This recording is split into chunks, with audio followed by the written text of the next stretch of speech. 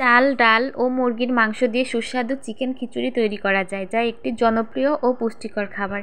খিচুড়ি রান্নার মূল চাবিকাঠি হলো চাল, ডাল ও পানির সঠিক অনুপাত বজায় রাখা, যা একটি নিখুঁত খিচুড়ি তৈরিতে সাহায্য করে।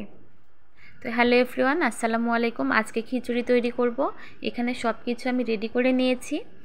তো চিকেন খিচুড়ি তৈরির জন্য প্রয়োজনীয় উপকরণ হচ্ছে চাল, ডাল, মুরগির মাংস আর পেঁয়াজ কুচি, আদা বাটা, রসুন বাটা, হলুদ গুঁড়ো, মরিচ গুঁড়ো, জিরা গুঁড়ো, ধনে গুঁড়ো, গরম মশলা, লবণ, তেল, ঘি, কাঁচামরিচ এবং আপনার পছন্দ অনুযায়ী অন্যান্য শাকসবজি বা গাজর, আলু এগুলো। আর প্রস্তুত প্রণালী হচ্ছে চাল ও ডাল ভালো করে ধুয়ে কিছুক্ষণ ভিজিয়ে রাখতে হবে। মাংস ম্যারিনেট করা, মুরগির মাংস হলুদ, মরিচ, আদা, রসুন এবং লবণ দিয়ে মাখিয়ে কিছুক্ষণ রেখে দিতে হবে। না রাখলেও কষিয়ে রান্না করা যাবে, কোনো সমস্যা নেই।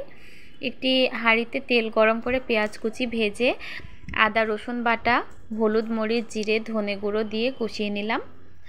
এরপরে মাংসটাকে দিয়ে ভালো করে কষিয়ে নিতে হবে। বেশ ভালো মতো কষিয়ে নিব। এর মধ্যে আলুও দিয়ে দিয়েছি।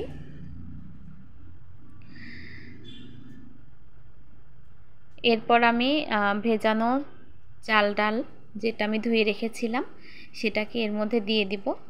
দিয়ে বেশ ভালোভাবে মিশিয়ে নেব। এখানে জিরা, গোটা জিরা দিয়ে দিয়েছি।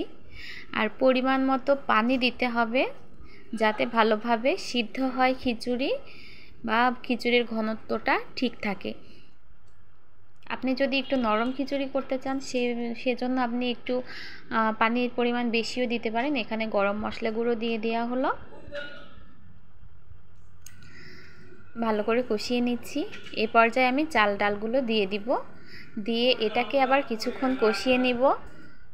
বেশ কিছুক্ষণ কষানোর পরে আমি গরম পানি ইউজ করব। এতে আমি অন্য একটা চুলায় গরম পানি বসিয়েছি। তো গরম পানি দিয়ে তারপরে আমি এটাকে ঢেকে দিব। এটাকে কিছুক্ষণ কষিয়ে নিতে হবে। আর এভাবে খিচুড়ি রান্না করলে অনেক বেশি মজা হয়, টেস্ট হয়, খেতে ভালো লাগে। আর বৃষ্টির দিনে একটু খিচুড়ি না হলে তো চলেই না। মনে হয় খিচুড়িটা হলেই বেশি ভালো লাগবে। এখানে আমি পানি দিয়ে দিলাম। এবার কিছুক্ষণ নেড়ে তারপরে আমি এটা ঢাকনা দিয়ে ঢেকে দিব। এভাবেই রান্না করব। কিছুটা যখন ফুটে আসবে চাল ডাল, তখন আমি ঢাকনাটা খুলে আর একবার নেড়ে দিব। আর এই পর্যায়ে আমি এতে ঘি ইউজ করব। এখানে ঘি দিয়ে দিলাম উপর থেকে ছড়িয়ে, কারণ পানিটা অনেকটা শুকিয়ে এসেছে। এবার দমে রাখলে